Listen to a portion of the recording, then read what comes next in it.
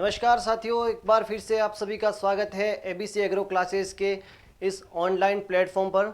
आज का जो हमारा टॉपिक है वो है साथियों सीड, बीज। क्या है साथियों आज का हमारा टॉपिक? बीज, जिसको हम कहते हैं सीड। साथियों बीज की परिभाषा क्या होगी? तो बीज की परिभाषा हम दो प्रकार से दे सकते हैं, यानी कि किसी भी पौधे का कोई सा भी भाग, चाहे वो जड़ हो, तना हो, पत्ती हो, उसका फल हो, कोई सा भी वह भाग जो अपने समान नई संतति पैदा करने की क्षमता रखता है, वो क्या कहलाता है साथियों? बीज कहलाता है। किसी भी पौधे का कोई सा भी भाग ले लो, चाहे बीज, उसका तना हो गया, उसका पत्ती हो गया, उसका फल हो गया, कोई सा भी भाग ले लो जो अपने समान नई संतति पैदा करने की क्षमता रखता है, वो कहलाता है साथियों बीज कहलाता है। ठीक है, लेकिन इसकी एक और तरीके से हम परिभाषा देंगे, यानी कि बीज क्या है। तो बीज क्या है साथियों? देखिए, जैसे एक पुष्प की संरचना होती है, एक पुष्प होगा, ये क्या है? ये कोई पुष्प है। ठीक है साथियों, ये कोई पुष्प है, ये कोई पुष्प है जिसमें यहाँ पर तो क्या इसके बीजांड है, और ये पुष्प की क्या है साथियों? स्टिग्मा। पुष्प की क्या होगी? ये स्टिग्मा है, यानी कि वर्तिकाग्र है। तो साथियों क्या होगा? ये पुष्प है, जब कोई परागकण आएगा, और परागकण क्या करता है? यहाँ से आकर इस स्टिग्मा पर आएगा और यहाँ तक पहुँचकर इसको क्या करेगा? इस बीजांड को क्या करेगा? निषेचित करेगा। इस बीजांड को क्या करेगा? निषेचित करेगा। इसके पश्चात ये बीजांड है वो परिपक्व हो जाएगा। तो क्या होगा? सबसे पहले बीजांड है, बीजांड होगा वो निषेचित होगा, बीजांड है वो निषेचित होगा, और क्या होगा? परिपक्व होगा। निषेचन के बाद में वो बीजांड क्या हो जाएगा? परिपक्व हो जाएगा। इसके बाद में क्या होगा? आगे उसमें जो बीज बनेगा, तो बीज में तीन उसके भौतिक अवयव होंगे, तीन अवयव होंगे। कौन कौन से अवयव होंगे साथियों? तो पहला अवयव उसमें हो जाएगा कौन सा? भ्रूण हो जाएगा, भ्रूण यानी कि एम्ब्रियो। दूसरा अवयव कौन सा हो जाएगा इसमें? भ्रूण पोष होगा, एंडोस्पर्म, भ्रूण पोष। कौन सा साथियों? भ्रूण पोष। और तीसरा अवयव जो होगा वो कौन सा होगा? बीज का बाह्य आवरण, बीज का बाहरी आवरण। अब एक तरह से हम बीज की एक शुद्ध परिभाषा बता सकते हैं कि बीज किसको कहते हैं। तो बीज एक निषेचित एवं परिपक्व बीजांड है जो भ्रूण, भ्रूणपोष एवं बीज आवरण से मिलकर बना होता है तथा अपने समान नई संतति पैदा करने की क्षमता रखता है। उसको क्या कह सकते हैं हम? बीज कह सकते हैं। फिर दोस्तों बात करते हैं, जो बीज के जो अवयव थे, बीज के अवयव थे, उनका कार्य क्या क्या हो सकता है। देखिए, बात करते हैं बीज के अवयव कौन कौन से। एक डायग्राम बना लेते हैं हम। जैसे ये कोई बीज है, बीज में क्या होगा? आवरण होगा वो दो प्रकार से होगा। एक तो उसका होगा बाह्य आवरण और एक होगा उसका आंतरिक आवरण। तो जो बाह्य आवरण होगा उसको हम कहते हैं टेस्टा परत। क्या कहते हैं? टेस्टा परत। और जो आंतरिक आवरण है उसको हम कहते हैं टैगमैन परत। क्या कहेंगे साथियों? टैगमैन परत। तो ये दोनों मिलकर क्या बनाते हैं? टेस्टा परत और टैगमैन परत, ये दोनों मिलकर बनाएंगे बीज का बाहरी आवरण। बीज का आवरण, जिसको हम कह सकते हैं बीजावरण भी लिख सकते हैं, बीज आवरण, बीज आवरण। फिर साथियों क्या होगा? यहाँ पर एक निशान होगा, निशान होगा पूरा। देखिए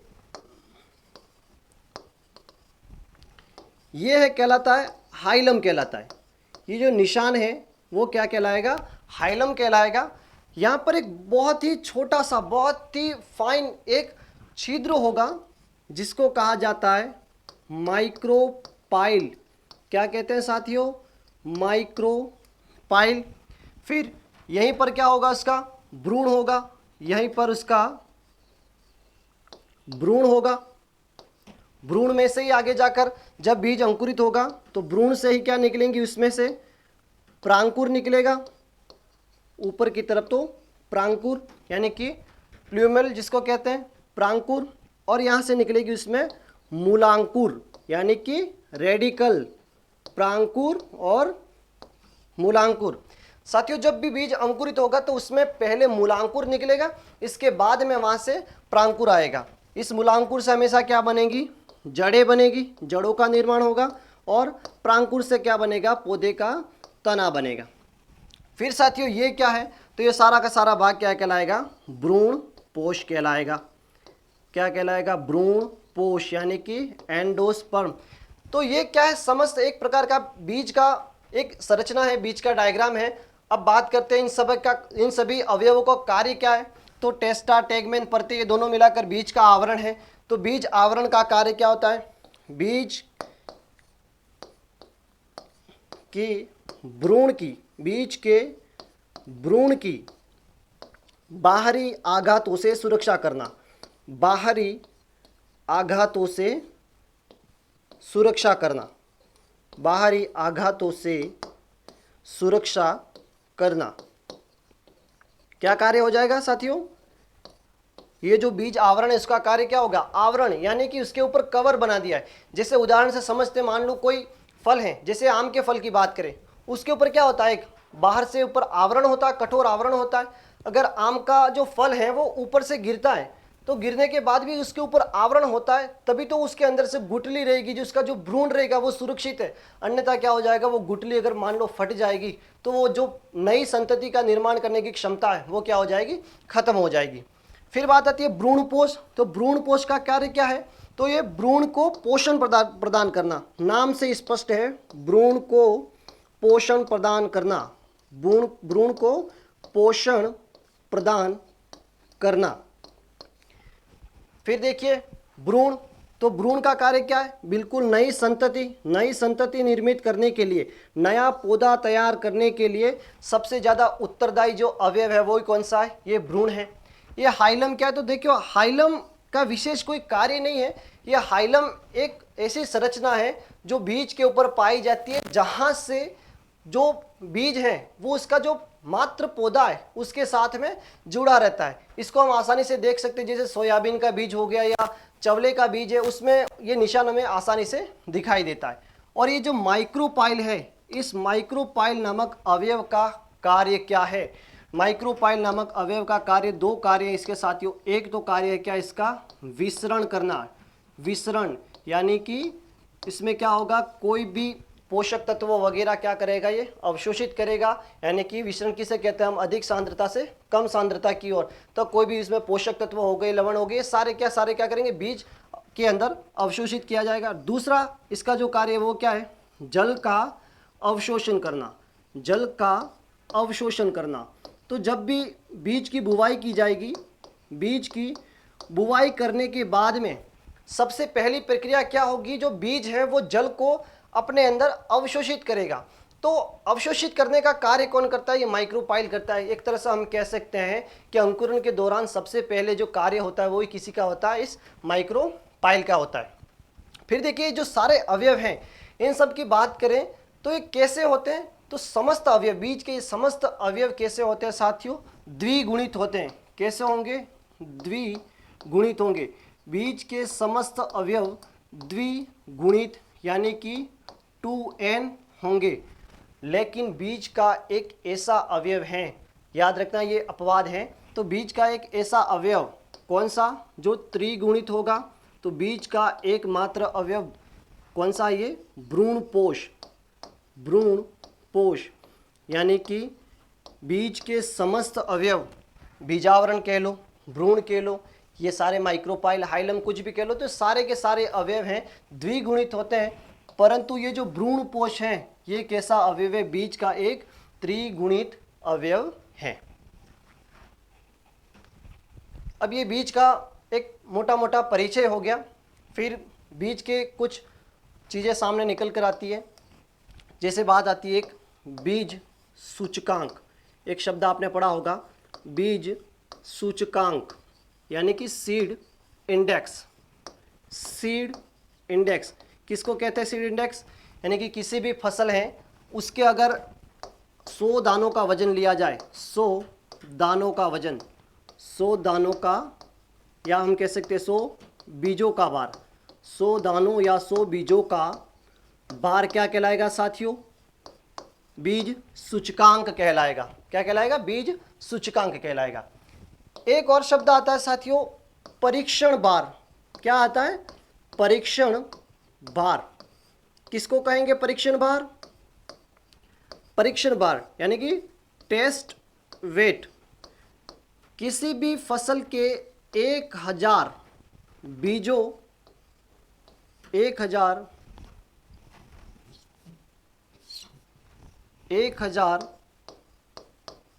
बीजों या हम कह सकते हैं दानों का बार, 1000 बीजों या दानों का बार क्या कहलाएगा साथियों?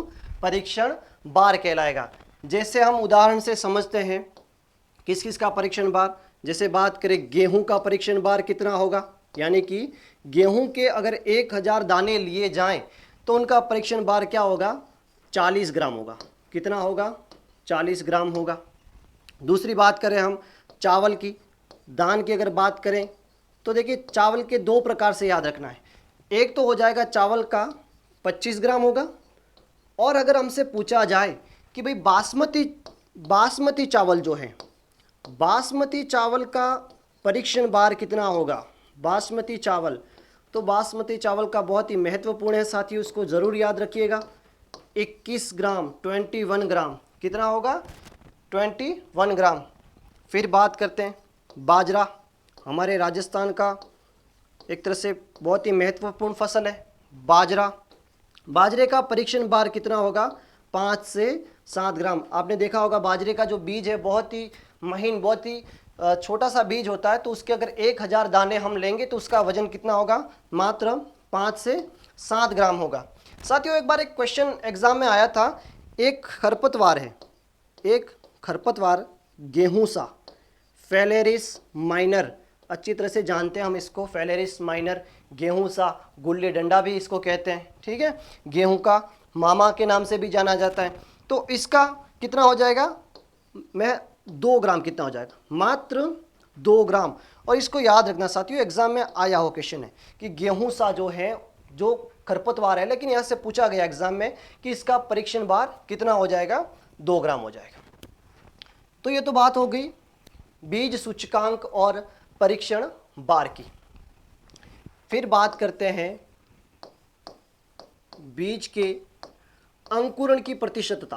बीज के अंकुरण की प्रतिशतता, अंकुरण प्रतिशतता यानी कि जर्मिनेशन परसेंटेज।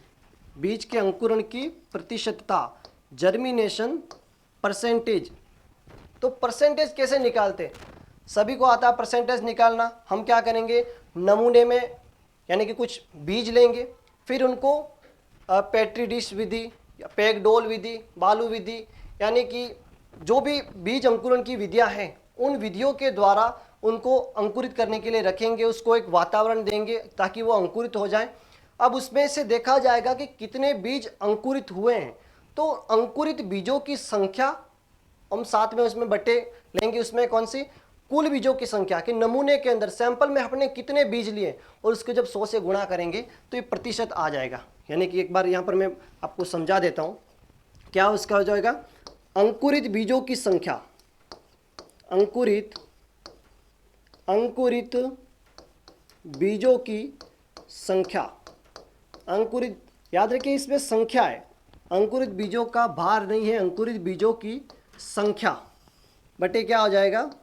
नमूने में लिए गए कुल बीज, नमूने के कुल बीज, नमूने के कुल बीज, कुल बीजों की संख्या। और इसको जब हम क्या करेंगे? 100 से गुणा कर देंगे तो हमारे सामने जो परिणाम निकल कर आएगा वो परिणाम क्या होगा? बीजों के अंकुरण की प्रतिशतता हो जाएगी। उदाहरण के लिए हमने ले लिए, मान लो 200 बीज ले लिए। जैसे बात करते हैं हम, कुल हमारे पास बीज थे 200 बीज। कितने? 200 बीज थे। ये तो हो गए हमारे पास में कुल बीज। हमने नमूने में कुल 200 बीज लिए। अब उनके अंकुरण देखा जाए तो अंकुरित बीज हो गए कितने? अंकुरित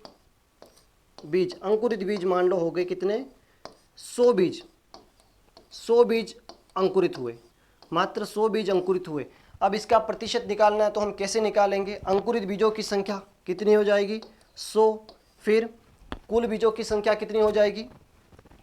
ये 200 ले लो, कुल बीजों की संख्या 200 और ये जाएगा 100। ठीक है, अब 200 में से 100 अगर बीज अंकुरित हुए तो कितना हो जाएगा? ये मात्र 50%। कितना आ जाएगा? 50%। यानी कि हम कह सकते हैं कि जिस नमूने को हमने लिया था उस नमूने की बीजों की अंकुरण प्रतिशतता वो कितनी है? मात्र 50% है। फिर बात करते हैं कि बीजों का औसत अंकुरण प्रतिशत होता कितना है? औसत अंकुरण प्रतिशत, औसत अंकुरण प्रतिशत, औसत अंकुरण प्रतिशत कितना होगा? तो ये अलग अलग फसलों में अलग अलग होगा। बात करते हैं सर्वाधिक अंकुरण प्रतिशत कौन सी फसल में पाया जाता है? तो हमारी साथियों क्या है? मक्का। मक्का में कहा जाता है कि 96% बीज अंकुरित होते हैं। कितने? 96%। फिर बात करते हैं हम गेहूं की, या फिर बात करें हम जौ की, या फिर ले लो चना की। गेहूं, जौ और चना, तो उसमें साथियों कहा जाता है कि लगभग 85%, 85% बीजों का अंकुरण उसमें पाया जाता है। फिर ले लो मूंग, ले लो उड़द, ले लो अपना जो चावल हैं उनको ले लो, तो उनमें अंकुरण पाया जाता है साथियों। कितना होगा? लगभग 75 से 80% तक अंकुरण प्रतिशत पाया जाता है मूंग, उड़द और चावल में। सोयाबीन के लिए देखा जाए, सोयाबीन में औसत अंकुरण कितना होगा साथियों? सोयाबीन का औसत अंकुरण होगा 70% होगा। और कपास का जो अंकुरण प्रतिशत है साथियों, सभी फसलों में सबसे कम अंकुरण किस में पाया जाता है? तो कपास में पाया जाएगा। यहाँ से क्या देखा साथियों? सर्वाधिक अंकुरण किस में होगा? मक्का में। अगर हमसे पूछा जाए कि कौन सी फसल में अंकुरण प्रतिशत सर्वाधिक होता, अंकुरण क्षमता सर्वाधिक किसकी होगी? तो मक्का की होगी। और सबसे न्यूनतम यानी कि सबसे कम अंकुरण प्रतिशतता, सबसे न्यूनतम अंकुरण प्रतिशतता किसकी होगी साथियों? कपास की होगी। ये तो बात होगी अंकुरण प्रतिशतता की। अब बात करते हैं हम भौतिक शुद्धता प्रतिशत। भौतिक शुद्धता यानी कि फिजिकल प्योरिटी। ये आनुवांशिक शुद्धता और भौतिक शुद्धता दोनों में अंतर है। भौतिक शुद्धता यानी कि हम जिसको आंखों से देख सकते हैं, इस प्रकार की उसमें अगर कोई अशुद्धियाँ पाई जाती हैं, जैसे कि बात करें हमने बीज का नमूना ले लिया, उसमें खरपतवार के बीज आ गए, दूसरी किसी फसल के बीज आ गए, या कोई कंकड़ पत्थर आ गया, तो वो सारी चीज़ें जिनको हम आंखों से देख सकते हैं वो चीज़ें क्या कहलाएंगी? भौतिक चीज़ें कहलाएंगी। ठीक है ना। और वो सारी चीज़ें बीजों में पाई जाने वाली भौतिक अशुद्धता, फिजिकल इम्प्योरिटी, उसको हम क्या कहेंगे? उसकी जो डोकेज कहेंगे। क्या कहेंगे? डोकेज। यानी कि बीजों में पाई जाने वाली बीजों में पाई जाने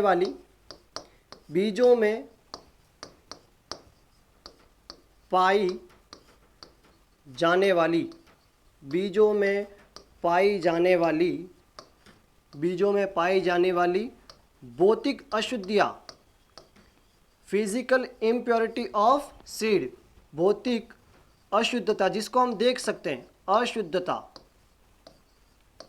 क्या कहलाएगी साथियों? बीजों में पाई जाने वाली भौतिक अशुद्धता को एक नाम दिया है। वो नाम क्या है साथियों? डोकेज। इसको हम क्या कहेंगे? डोकेज। बीजों में पाई जाने वाली भौतिक अशुद्धियों को हम कहेंगे डोकेज। फिर साथियों एक शब्द आता है, यहाँ से एक शब्द आएगा बीज का वास्तविक मान। बीज का वास्तविक मान क्या होगा साथियों? वास्तविक मान, तो ये साथियों वास्तविक मान एक ऐसा मान है जो बीज के अंकुरण प्रतिशत और बीज की भौतिक शुद्धता प्रतिशत दोनों को साथ में लेकर चलता है।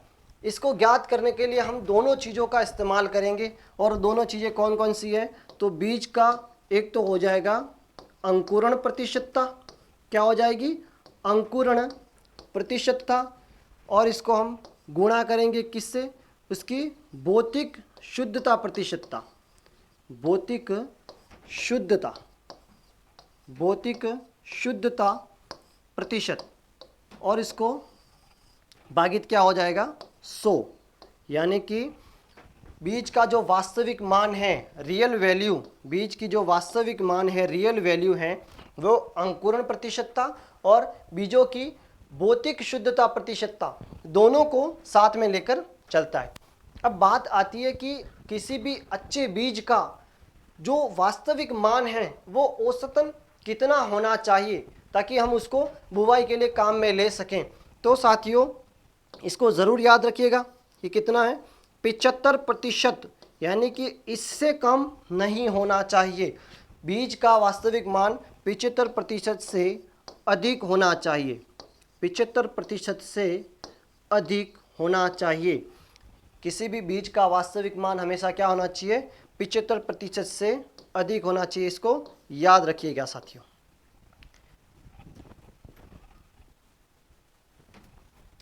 ये तो बात होगी बीज के अंकुरण प्रतिशतता की, भौतिक शुद्धता प्रतिशतता की और उसके वास्तविक मान की।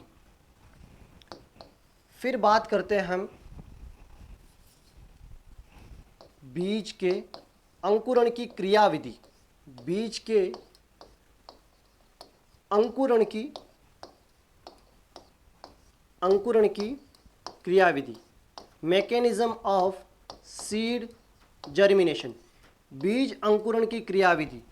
तो साथियों जब भी कोई बीज अंकुरित होगा तो वो किन प्रक्रियाओं से गुजरेगा। सबसे पहले हमने क्या कर दिया, जैसे ये बीज है उसकी बुवाई की है, आज हमने क्या कर दिया, बीज की बुवाई की है।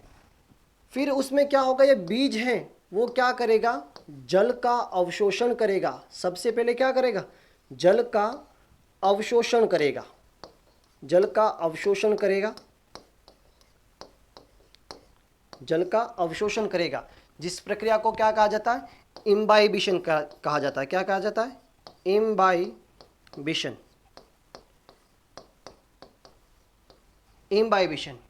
फिर उसका जो बीज आवरण है वो क्या होगा, बीज आवरण का फटना, उसका आयतन बढ़ जाएगा। जब भी बीज है वो जल को अवशोषित करेगा तो बीज का जो आयतन है वो बढ़ जाएगा और बीज का जो ऊपर से आवरण है वो आवरण क्या हो जाएगा, फटेगा। फिर बीज में से कुछ हार्मोन और कुछ एंजाइम सक्रिय होंगे। क्या होंगे साथियों, कुछ हार्मोन और कुछ एंजाइम सक्रिय होंगे। एंजाइम का नाम क्या है, तो एंजाइम का नाम है साथियों एमाइलेज एंजाइम। क्या नाम है, amylase enzyme, amylase enzyme. Hormone कौन सा है, जो अंकुरण के लिए उत्तरदायी है। जैसे पादप हार्मोन है, उनमें से कौन सा हार्मोन है जो बीज के अंकुरण के लिए उत्तरदायी है, तो जिब्रेलिन हार्मोन। कौन सा, जिब्रेलिन, जिब्रेलिन हार्मोन है वो अंकुरण के लिए उत्तरदायी है, अंकुरण के लिए उत्तरदायी है। साथियों इसको याद रखना कि जिब्रेलिन हार्मोन है वो बीज के अंकुरण के लिए उत्तरदायी है, लेकिन जिब्रेलिन के अलावा थोड़ा सा महत्व साइटोकाइनिन का भी है बीज अंकुरण के लिए। तो प्राथमिकता तो किसको जाएगी, जिब्रेलिन को जाएगी, लेकिन जिब्रेलिन की अनुपस्थिति में जो साइटोकाइनिन है, साइटोकाइनिन, साइटोकाइनिन वो भी क्या करेगा, बीज अंकुरण के लिए सहायता करेगा। Cytokinin, cytokinin. फिर आगे क्या होगा, तो बीज में अगर स्टार्च उपस्थित है तो स्टार्च है वो क्या हो जाएगा, स्टार्च है वो माल्टोज में परिवर्तित होगा। स्टार्च किस में परिवर्तित होगा, माल्टोज में परिवर्तित होगा, स्टार्च माल्टोज में परिवर्तित होगा। फिर आगे कौन सी प्रक्रिया होगी, बीज की जो सुषुप्त काल है, डोरमेंसी है, बीज की डोरमेंसी, यानी कि इसका जो सुषुप्त काल है, डोरमेंसी, डोरमेंसी क्या होगी, समाप्त होगी और एक बीज है वो अंकुरण के लिए रेडी हो जाएगा, तैयार हो जाएगा। तो ये सारी की सारी जो क्रियाविधि है वो बीज की क्या है, अंकुरण की क्रियाविधि। एक बार वापस से समझ लेते हैं। बीज की बुआई करेंगे, बुआई करने के बाद एक बीज है वो जल को अवशोषित करेगा, जिस प्रक्रिया को इम्बाइबिशन कहते हैं, और जल को अवशोषित किया हुआ बीज इम्बाइब्ड सीड कहलाता है, और उसका आयतन में वृद्धि हो जाएगी जल के अवशोषण से, और बीज का आवरण क्या होगा, वो फटने लगेगा। फिर आगे उसमें कुछ एंजाइम सक्रिय होंगे जिसका नाम क्या है, एमाइलेज एंजाइम। क्या नाम है, एमाइलेज एंजाइम। और हार्मोन उसमें कौन से सक्रिय होंगे, तो जिब्रेलिन हार्मोन, और जिब्रेलिन की अनुपस्थिति में हमारा जवाब क्या होना चाहिए, साइटोकाइनिन हो जाएगा। फिर आगे स्टार्च है वो माल्टोज में चेंज होगा, और बीज की जो डोरमेंसी है, डोरमेंसी क्या हो जाएगी, समाप्त होगी, और एक बीज अंकुरण के लिए तैयार हो जाएगा। ठीक है। तो अब अगर आपसे पूछा जाए कि ऐसा कौन सा एंजाइम है जो बीज के अंकुरण के लिए उत्तरदायी है, तो जवाब आ जाएगा कौन सा, एमाइलेज एंजाइम। ऐसा कौन सा हार्मोन है जो बीज के अंकुरण के लिए उत्तरदायी है, तो फर्स्ट तो जिब्रेलिन, और दूसरा कौन सा, साइटोकाइनिन। और इस माल्टोज को क्या कहा जाता है साथियों, माल्टोज को जर्मिनेशन शुगर भी कहा जाता है, अंकुरित शर्करा भी कहा जाता है। यानी कि माल्टोज भी क्या है, अंकुरण के लिए एक तरह से सहायक है। अंकुरित शर्करा के नाम से हम माल्टोज को जानते हैं। ठीक है ना।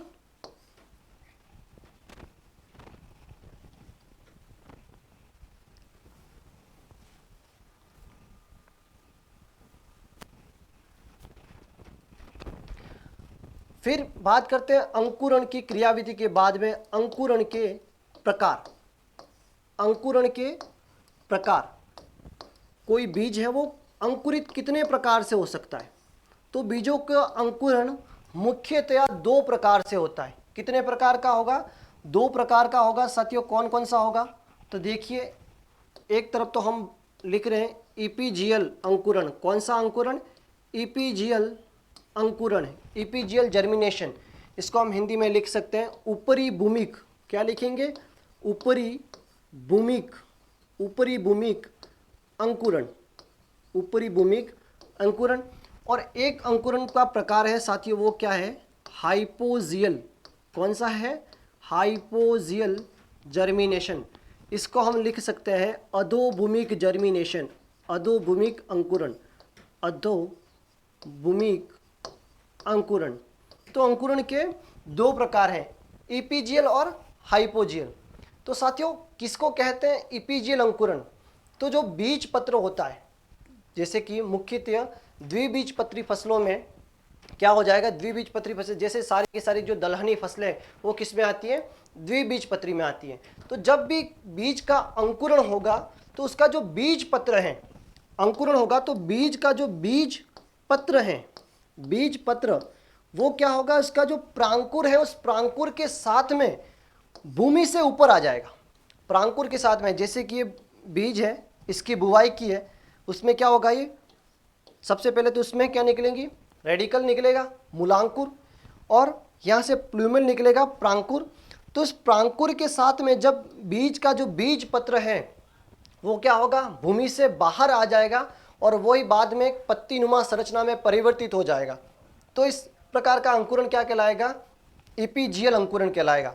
और इसमें क्या होगा साथियों, जो बीज पत्र हैं वो क्या होगा, इसमें केवल और केवल रेडिकल के बाद में केवल और केवल उसमें प्रांकुर बाहर आएगा। उस प्रांकुर के साथ में बीज पत्र भूमि से ऊपर नहीं आएगा, वो बीज पत्र केवल भूमि के नीचे ही रहेगा। तो वो क्या कहलाएगा, अंकुरण का प्रकार हाइपोजियल प्रकार, हाइपोजियल प्रकार। यानी कि बीज पत्र का भूमि से ऊपर आना, बीज पत्र का अंकुरण के दौरान, बीज पत्र का अंकुरण, बीज पत्र का अंकुरण के दौरान, बीज पत्र का अंकुरण के दौरान भूमि से बाहर आना, भूमि से बाहर आ जाना, यह अंकुरण का कैसा प्रकार हो गया साथियों, ईपीजीएल। अधोभूमिक में क्या होगा, बीज पत्र का भूमि के अंदर रहना। अंकुरण होगा तो अंकुरण के दौरान बीज पत्र है वो भूमि के अंदर ही रहेगा। अब बात आती है कि ऐसी कौन सी फसलें हैं जिनमें इस प्रकार का अंकुरण पाया जाता है। ऐसी कौन सी फसलें हैं जिनमें हाइपोजियल प्रकार का अंकुरण पाया जाता है। तो साथियों जितनी भी खरीफ की दालें हैं, खरीफ की जितनी भी दलहनी फसलें हैं, कौन कौन सी है खरीफ की, तो चाहे आप ले लो मूंग ले लो, चाहे कौन सा हो गया आपका उड़द ले लो, फिर बात आती है कौन सा चवला, ठीक है, फिर मूंग उड़द चवला मोट। तो ये सारी की सारी जो खरीफ की जो दलहन फसलें हैं उन सब में अंकुरण कैसा पाया जाता है, इपीजियल पाया जाता है। और हाइपोजियल प्रकार का किस में पाया जाता है, तो सारी की सारी तो रबी की दलहन फसलें, रबी की दलहनी फसलें, रबी की दलहनी फसलें कौन कौन सी है रबी की दलहनी फसलें, तो बात करते हैं हम मसूर की। किसकी साथियों, मसूर। मसूर में कैसा अंकुरण पाया जाएगा, हाइपोजियल पाया जाएगा। चना, चना कोई सा भी प्रकार का हो, चाहे साइसर एराटिनम हो या काबुलिकम हो, अपना देसी चना या फिर काबुली चना हो, कोई सा भी हो। मटर है तो मटर में किस प्रकार का अंकुरण पाया जाएगा, हाइपोजियल। लेकिन साथियों देखो एक यहाँ का साथी है, इन खरीफ वालों का एक साथी है, कौन सा है, अरहर। खरीफ दलहन का एक साथी है अरहर। वो साथियों होता तो खरीफ का है, लेकिन ये इसमें अंकुरण कैसा पाया जाएगा, इस तरफ। यानी कि अरहर खरीफ का दलहन होने के बावजूद भी अंकुरण इसमें किस प्रकार का होगा, हाइपोजियल प्रकार का होगा। यानी कि अंकुरण के दौरान उसमें जो बीज पत्र है वो भूमि से ऊपर नहीं आ पाता है, वो भूमि के अंदर ही रहेगा। अब यहाँ से एक साथी इधर गया तो यहाँ का एक साथी भी तो इधर आएगा, कौन सा आ जाएगा, राजमा। राजमा जो है वो कैसा है, रबी की दलहन है। कैसा है, रबी का दलहन है। लेकिन अगर बात करें अंकुरण की दृष्टि से तो इसमें अंकुरण कैसा पाया जाएगा, इपीजियल प्रकार का पाया जाएगा। इसके बाद में और कौन से उदाहरण हो गए अधोभूमि के, तो सभी एक बीज पत्री कौन से हो जाएंगे, सभी एक बीज पत्री, सभी एक बीज पत्री पादप। एक बीज पत्री जितनी भी फसलें हैं उन सब में अंकुरण कैसा पाया जाएगा, हाइपोजियल प्रकार का अंकुरण पाया जाएगा।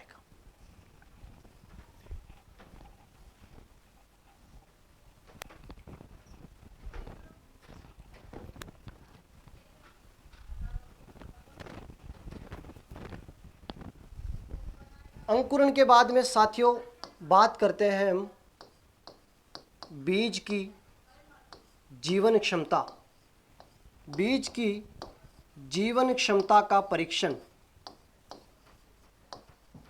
बीज की जीवन क्षमता का परीक्षण। जीवन क्षमता साथियों किसको कहेंगे,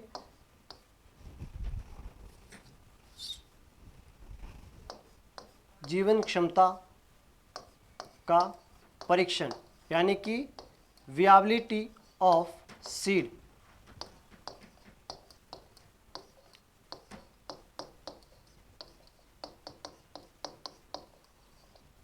सीड वियाबिलिटी यानी कि जो बीज है उसमें भ्रूण है वो जिंदा है कि नहीं है, कहीं मृत तो नहीं है। इस बात का जो परीक्षण किया जाएगा वो किससे किया जाएगा, इस बीज की जीवन क्षमता परीक्षण से किया जाएगा। और इस परीक्षण में क्या क्या चीज़ें सामने आती है, कितने प्रकार का हो सकता है ये, तो पहला जो प्रकार है वो है साथियों TZ टेस्ट। क्या साथियों इसका नाम क्या है, TZ टेस्ट। बीज की जीवन क्षमता, बीज की जो वियाबिलिटी है उसको टेस्ट करने का जो पहला तरीका है वो है TZ टेस्ट।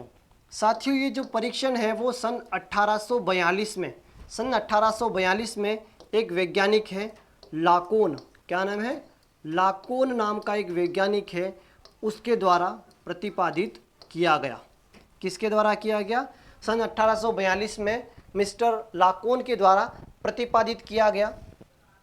इसमें क्या किया जाता है साथियों परीक्षण में, तो एक रसायन काम में लिया जाता है। इस रसायन का नाम है 2,3,5 triphenyl, 2,3,5 triphenyl, 2,3,5 triphenyl tetrazolium,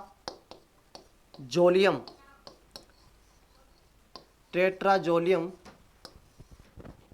chloride, कौन सा रसायन काम में लिया जाएगा? 2,3,5 ट्राइफिनाइल टेट्राजोलियम क्लोराइड। ये जो रसायन है साथियों, इस रसायन का जो रंग है, वर्ण है, वो कैसा है? पीले रंग का रसायन है। कैसा रसायन है? पीले रंग का रसायन है। लेकिन जब हम क्या करेंगे, बीजों को इसमें कुछ समय तक उसमें डुबो कर रखेंगे, तो बीज हैं, जितने भी जीवित बीज हैं, जीवित बीजों का जो रंग है, जीवित बीजों का रंग, जीवित बीजों का रंग किसमें परिवर्तित हो जाएगा? जीवित बीजों का रंग है वो गुलाबी या हल्का सा बैंगनी, गुलाबी या हल्का सा बैंगनी रंग में क्या हो जाएगा साथियों? परिवर्तित हो जाएगा। जीवित बीजों का रंग क्या हो जाएगा? परिवर्तित हो जाएगा। फिर इस TZ टेस्ट को कहा जाता है जैविक परीक्षण। इस TZ को नाम क्या दिया गया है? जैविक परीक्षण भी इसी को कहा जाता है, जैविक परीक्षण। जैविक परीक्षण के अलावा इस विधि का एक और महत्व है, ये सबसे शीघ्र, सबसे क्विकेस्ट परिणाम देने वाला है, यानी कि सबसे शीघ्र परिणाम देने वाला जो टेस्ट है, परीक्षण है, वो कौन सा है साथियों? ये TZ टेस्ट। फिर बीज की जो विएबिलिटी है उसको जांच करने के लिए हमारे सामने एक और तरीका है साथियों। वो तरीका कौन सा है? ग्रोडेक्स पाउडर। कौन सा है? ग्रोडेक्स पाउडर। ग्रोडेक्स पाउडर। इस ग्रोडेक्स पाउडर का जो रासायनिक रूप है वो क्या होगा साथियों? तो ये बिल्कुल आपका जो TZ टेस्ट में जो केमिकल था 2,3,5 ट्राइफिनाइल टेट्राजोलियम क्लोराइड, उसी प्रकार का होगा, लेकिन इसमें क्लोराइड की जगह, क्लोरीन की जगह इसमें पाया जाएगा कौन सा? ब्रोमीन पाया जाएगा। 2,3,5 ट्राइफिनाइल 2,3,5 ट्राइफिनाइल टेट्राजोलियम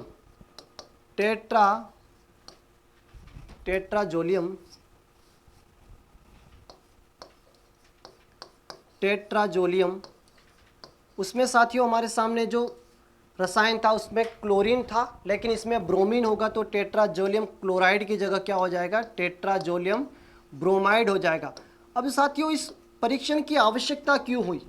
हमारे साथ में TZ टेस्ट था जो हमें सबसे शीघ्र परिणाम दे रहा था, जिसको हम जैविक परीक्षण के नाम से भी जानते थे। तो इसकी आवश्यकता क्यों हुई? तो कुछ फसलें ऐसी होती है जो क्लोरीन के प्रति अत्यधिक संवेदनशील होती है, जिसको हम कहते हैं क्लोरीन सेंसिटिव क्रॉप कहते हैं।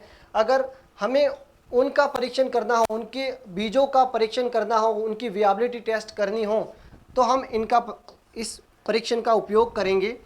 इसलिए कौन सा? क्लोरीन संवेदनशील फसलों में। कौन सी फसलों में? क्लोरीन संवेदनशील फसलें। क्लोरीन संवेदनशील फसलों के लिए, क्लोरीन संवेदनशील फसलों के लिए उपयुक्त है। क्लोरीन संवेदनशील फसलों के लिए कौन सा टेस्ट उपयुक्त है? तो ग्रोडेक्स पाउडर टेस्ट। और कौन से परीक्षण है जिससे हम बीज की जीवन क्षमता ज्ञात कर सकते हैं? तो एक और परीक्षण है KMnO4, यानी कि potassium permanganate. Potassium permanganate potassium permanganate potassium permanganate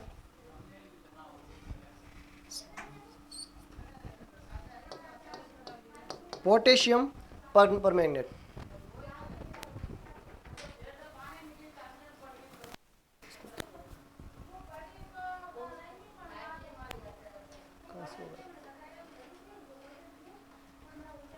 pen drive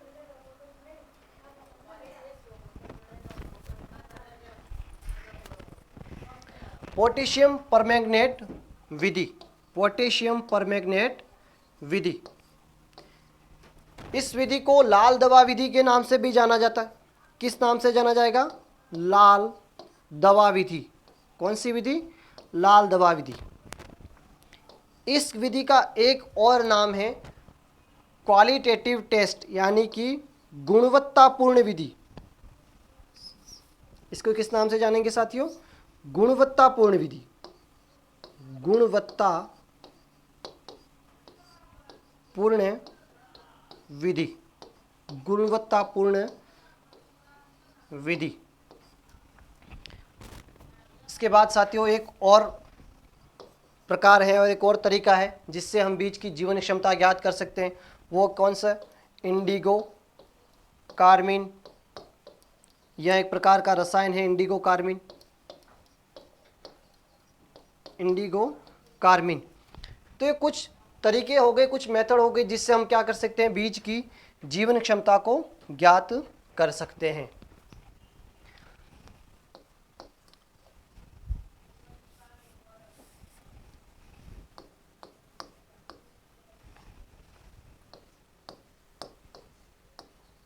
बीज की सुषुप्तावस्था।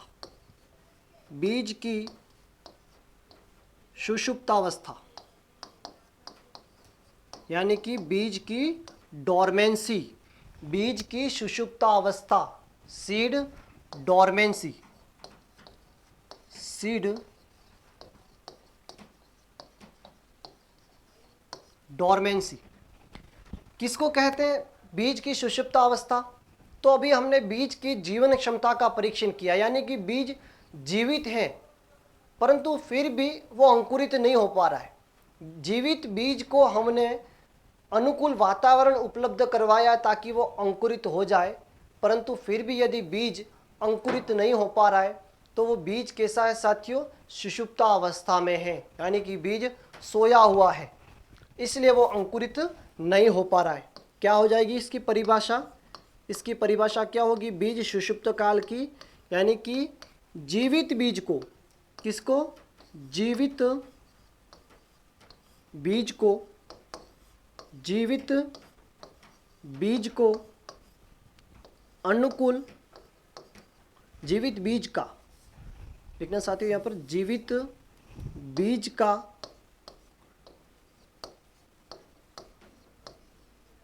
अनुकूल परिस्थितियों में भी, अनुकूल परिस्थितियों में भी अंकुरित नहीं हो पाना, अंकुरित नहीं हो पाना। जीवित बीज का अनुकूल परिस्थितियों में भी अंकुरित नहीं हो पाना साथियों किसका उदाहरण है? बीज की सुषुप्ता अवस्था का उदाहरण है। साथियों जो सुषुप्ता अवस्था है, बीज की डोरमेंसी है, वो कितने प्रकार की होती है? तो ये 3 प्रकार की होगी। कितने प्रकार की होगी? 3 प्रकार की। पहली जो प्रकार है बीज की सुषुप्ता अवस्था का वो है प्राथमिक डोरमेंसी, सुषुप्ता अवस्था, प्राइमरी, जिसको हम कह सकते हैं इनेट, क्या कहेंगे? इनेट डोरमेंसी या फिर प्राइमरी डोरमेंसी। जब भी कोई बीज अपने आनुवांशिक कारणों से अगर अंकुरित नहीं हो पा रहा है तो वो कैसा है साथियों? प्राथमिक रूप से सुषुप्त है। जैसे आनुवांशिक कारक कौन कौन से हो सकते हैं? तो उसका जो आवरण है, बीज का बाह्य आवरण, बीज का बाह्य आवरण, बीज का बाह्य आवरण क्या होगा साथियों? कठोर हो जाएगा। बीज का बाह्य आवरण क्या हो जाएगा? कठोर हो जाएगा। तो बीज अंकुरित होने में इसको समस्या आ जाएगी। और क्या हो सकता है? और आनुवंशिक कारक क्या हो सकता है? तो जब बीज अंकुरित, बीज बन रहा था उस पौधे में, तब उसमें कुछ हानिकारक रसायन जो अंकुरण को कम करने के लिए उत्तरदायी है, ऐसे रसायनों का स्रवण उस पौधे में ज़्यादा हुआ, तो ये भी एक कारण हो सकता है बीज को अंकुरण को रोकने के लिए। यानी कि बीज निर्माण के दौरान हानिकारक रसायनों का, बीज निर्माण के दौरान, बीज निर्माण के दौरान हानिकारक रसायन, हानिकारक रसायन साथियों, जैसे हम बात करें जो जिब्रेलिन था, हमने अभी देखा था अंकुरण में कि जिब्रेलिन है वो अंकुरण को बढ़ाने का काम करता है, जिब्रेलिन अंकुरण के लिए। लेकिन जिब्रेलिन का एक दुश्मन है एंटी जिब्रेलिन, जिब्रेलिन का एक बिल्कुल ऑपोजिट है एंटी जिब्रेलिन, जिसको हम क्या कहते हैं, एब्सिसिक एसिड कहते हैं। क्या कहते हैं, एब्सिसिक एसिड। इसको एंटी जिब्रेलिन भी कहा जाता है, इस एब्सिसिक एसिड को। यह एब्सिसिक एसिड जिस प्रकार से जिब्रेलिन अंकुरण को बढ़ाने का काम करता, उसी प्रकार से जो एब्सिसिक एसिड है वो बीजों के अंकुरण को कम करने का कार्य करेगा। तो जब पौधे में बीज निर्माण हो रहा था उस दौरान कहीं न कहीं इस प्रकार के हानिकारक रसायन है उनका स्रवण ज़्यादा हो गया, उसका निर्माण पौधे में ज़्यादा हो गया, तो वो क्या होगा, बीजों के अंकुरण को यानी कि बीज प्रभावित करेगा और बीज किस में चला जाएगा, डोरमेंसी में। हानिकारक रसायनों का निर्माण, हानिकारक रसायनों का निर्माण, ये क्या थे साथियों, आनुवांशिक कारण थे।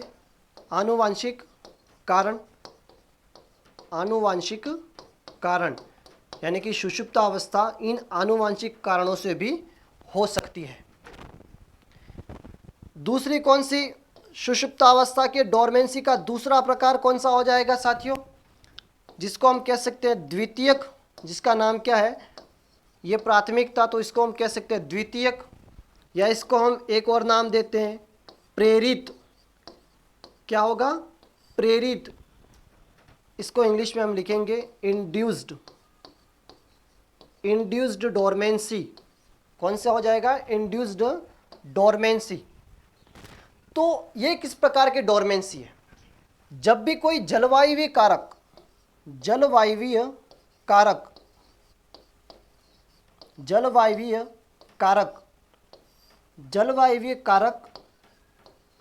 अगर बीज के अंकुरण को रोक देते हैं तो वो किस प्रकार की डोरमेंसी हो जाएगी, द्वितीयक, प्रेरित या इंड्यूस्ड डोरमेंसी। जैसे बुआई के बाद में बहुत ज़्यादा तापमान में वृद्धि हो गई तो बीज क्या हो जाएंगे, अंकुरित नहीं हो पाएंगे, तो ये भी एक प्रकार का जलवायु कारक हो गया।